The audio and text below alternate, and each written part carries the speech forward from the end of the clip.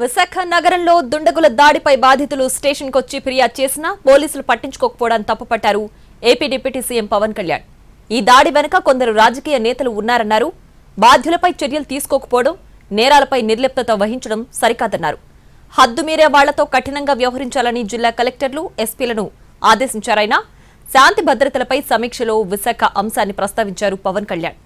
15% వృద్ధి రేటు సాధించాలంటే శాంతి భద్రతలు చాలా ముఖ్యమన్నారు. ప్రజా ప్రయోజనాలకు విఘాతం కలిగించేలా నేరాలపై అలక్ష్యం వద్దన్నారు పవన్.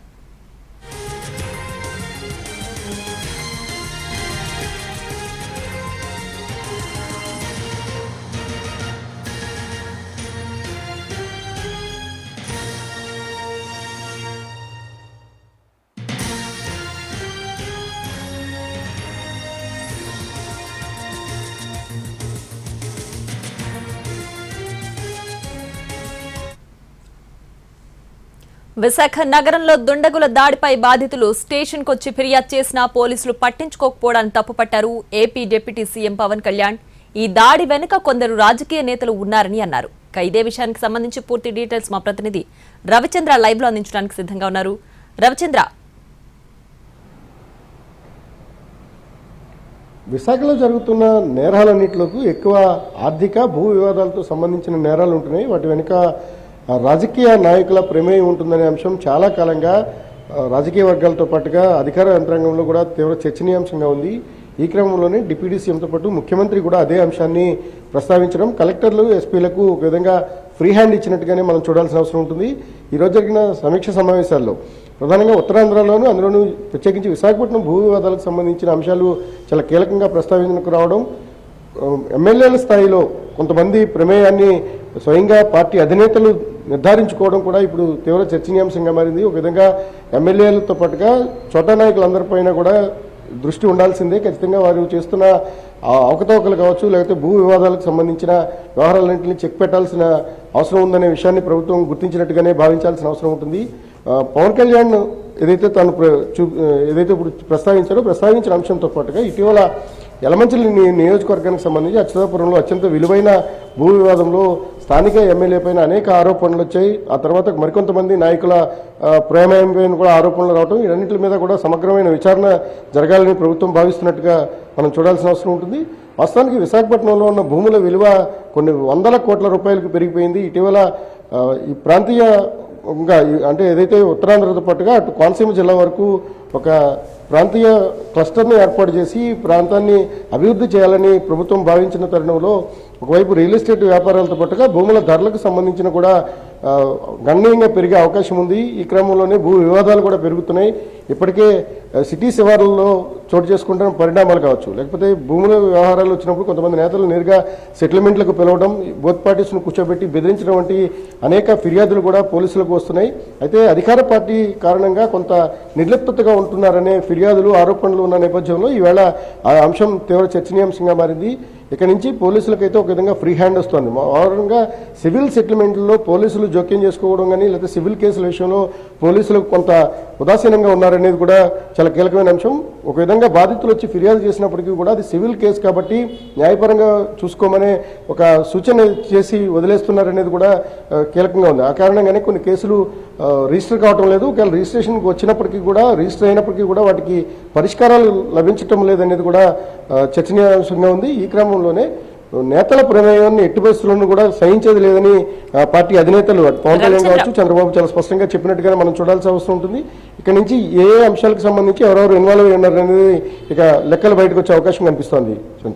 అయితే ఇప్పటికే ఈ భూ వివాదాల్లో రాజకీయ నేతల జోక్యం ఎక్కువైంది అని ఓవైపు డిప్యూటీ సీఎం, మరోవైపు సీఎం ఇద్దరు కూడా దీనిపైన కొంచెం గట్టిగానే వార్నింగ్ ఇస్తున్న నేపథ్యంలో సొంత పార్టీ నాయకులు ఉన్నారని ఇండైరెక్ట్ గా చెప్తున్నారా? వాళ్ళున్నా సరే వదిలేదు లేదని వాళ్ళు డైరెక్ట్ వార్నింగ్ ఇస్తున్నారనుకోవాలా? ఖచ్చితంగా ప్రభుత్వానికి ఏదైతే ప్రజా ఫిర్యాదుల నుంచి తీసుకుంటున్నారో, ప్రజా ఫిర్యాదులు తీసుకున్నప్పుడు ఇక్కడ కలెక్టరేట్ల నుంచి అటు మంగళగిరిలో పార్టీ నాయకత్వాలు తీసుకుంటున్న ప్రజా ఫిర్యాదుల వరకు అన్ని చోట్ల కూడా ఈ భూముల వ్యవహారాలకు సంబంధించిన ఫిర్యాదులు అయితే విశాఖపట్నంతో పాటుగా ఉత్తరాంధ్ర నుంచి వెళ్తున్నాయి. ఇక్కడ భూముల ధరలు పెరిగిన నేపథ్యంలోనే వాటికి సంబంధించిన డిస్ప్యూట్స్ కూడా పెరుగుతున్నాయి అనేది యథార్థం. ఈ క్రమంలో కొంతమందికి స్పెసిఫిక్గా ఎమ్మెల్యేలు కావచ్చు, లేకపోతే వారి అనుచరులుగా చెప్పుకుంటూ చలామణి అవుతున్న వారు చేస్తున్న ఆగడాలకు సంబంధించి కొన్ని క్లియర్ కట్ ఎవిడెన్సెస్తో అధినేతలకు ఫిర్యాదులు ఉన్నాయి. ఇటీవల యలమంచిలో చోటు చేసుకున్న ఘటనే అందుకు ఉదాహరణ. ఒక ఎమ్మెల్యే పేరును ప్రస్తావించినప్పటికీ కూడా డిప్యూటీ సీఎం చాలా సీరియస్గా ఆ అంశాన్ని తీసుకోవడం, దాని మీద ఎంక్వైరీ చేయడం కూడా జరిగింది.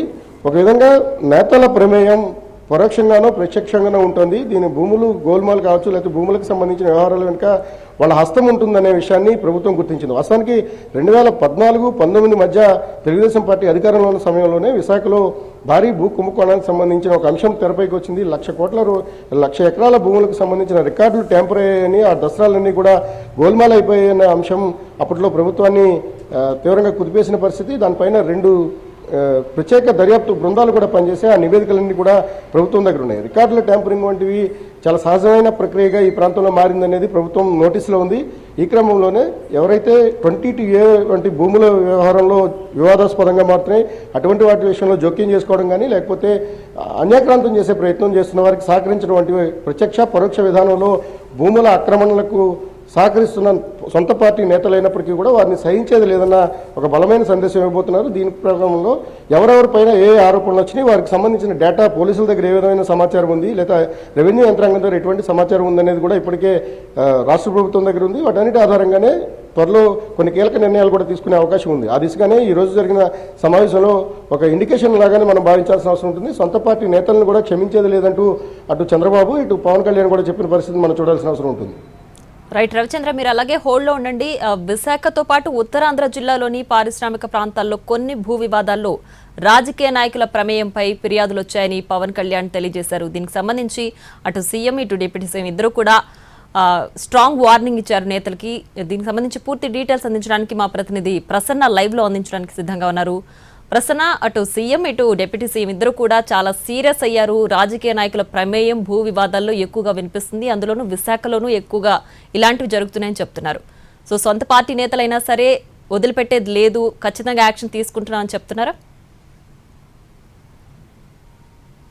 అంటే యాక్చువల్గా ఇవాళ కలెక్టర్ కాన్ఫరెన్స్లో చివరి 1 అవర్ లా అండ్ ఆర్డర్ మీద, 2వ రోజు లా అండ్ ఆర్డర్ మీద చర్చ జరిగింది. డీజీపీ ఇతర సీనియర్ అధికారులంతా కూడా పవర్ పాయింట్ ప్రజెంటేషన్ ఇచ్చారు. అందులో డిప్యూటీ సీఎం పవన్ కళ్యాణ్ ప్రధానంగా ఉత్తరాంధ్ర ప్రాంతంలో భూ వివాదాల గురించి ప్రధానంగా ప్రస్తావించారు. ఎందుకంటే దౌర్జన్యాలు ఎక్కువైపోయాయి. ప్రధానంగా విజయనగరం, అనకాపల్లి, వైజాగ్ ప్రాంతాల్లో రాజకీయ నాయకులు ఎక్కువగా ఈ భూ వివాదాల్లో ఇరుక్కుంటూ ఉన్నారు. వీటి కనుక మనం ఫుల్ స్టాప్ పెట్టకపోతే లాంగ్ టైంలో చాలా నెగిటివ్ ఇంపాక్ట్ పడే అవకాశం ఉంటుందని డిప్యూటీ సీఎం ప్రధానంగా తెలియజేయడం జరిగింది.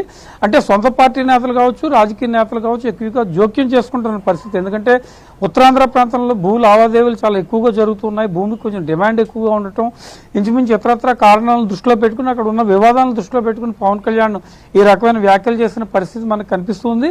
వెంటనే చంద్రబాబు జోక్యం చేసుకుని రాజకీయ నాయకుల ప్రమేయం కానీ, లేకపోతే సొంత పార్టీ నేతల ప్రమేయం కానీ ఎవరున్నా సరే జిల్లా కలెక్టర్లు, ఎస్పీలు ఎట్టి పరిస్థితుల్లో వదిలిపెట్టద్దు, కేసులు ఫైల్ చేయడం కానీ ఇతరత్ర చర్యలు తీసుకోవడంలో కానీ ఎట్టి పరిస్థితుల్లో వెనకాడొద్దని కూడా ముఖ్యమంత్రి చంద్రబాబు కలెక్టర్ల కాన్ఫరెన్స్లో, అంటే ఎస్పీలు కలెక్టర్లు కలిపిన కాన్ఫరెన్స్లో చెప్పడం జరిగింది.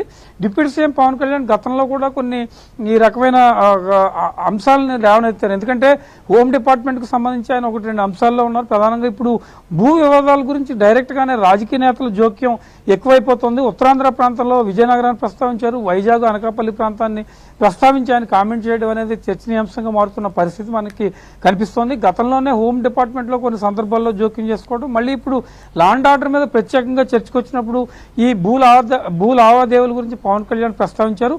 అదేవిధంగా ముఖ్యమంత్రి కూడా వెంటనే జోక్యం చేసుకున్నారు. ఎట్టి పరిస్థితుల్లో ఇలాంటివి జరగకూడదని కూడా చెప్పడం జరిగింది. ఓవరాల్గా రేపేళ్ళుండిలో దీని మీద ప్రధానంగా కాన్సన్ట్రేట్ చేసే పరిస్థితి మనకు కనిపిస్తోంది. ఎందుకంటే వివాదాల్లో ఉన్న ల్యాండ్స్ ఉత్తరాంధ్ర ప్రాంతంలో చాలా వరకు ఎక్కువగా ఉన్నాయి. ఇందులో రాజకీయ నాయకుల మధ్యలో మధ్యలో జోక్యం చేసుకోవడం, సెటిల్మెంట్స్ చేయడం, ఆ సెటిల్మెంట్స్ బహిరంగంగానే బయటకు రావడం, ఇవన్నీ కూడా కూటమి ప్రభుత్వం మీద ఎక్కువగా నెగిటివ్ ఇంపాక్ట్ చూపించే ప్రయత్నం జరుగుతుంది. కాబట్టి ఆ దిశగానే పవన్ కళ్యాణ్ ఈ రకమైన వ్యాఖ్యలు చేసిన పరిస్థితి అయితే మనకు కనిపిస్తోంది. తప్పనిసరిగా వీటికి ఫుల్ స్టాప్ పెట్టి పరిస్థితి, అక్కడ ఉన్న 3 జిల్లాల ఎస్పీ శ్రీకాకుళం, విజయనగరం, వైజాగ్ ఎస్పీలను వెంటనే అలర్ట్ చేయడం కూడా జరిగింది. ఇలాంటి కార్యక్రమాలు ఏమైనా జరిగితే వెంటనే చర్యలు తీసుకోవాలి, ఎట్టి పరిస్థితుల్లో కూడా నెగ్లెక్ట్ చేయొద్దని కూడా ముఖ్యమంత్రి ఆదేశించారు. కాబట్టి రాబోయే రోజుల్లో దీనికి సంబంధించి కార్యాచరణ ఏ రకంగా ఉంటుంది ఏంటి అనేది చర్చనీయాంశంగా మారిన పరిస్థితి. మరోవైపు deputy CM Pawan Kalyan sound pollution మీద కూడా మాట్లాడారు. ఎక్కువ సౌండ్ పెట్టి మతపరమైన కార్యక్రమాలు కూడా నిర్వహించొద్దని చెప్పడం జరిగింది.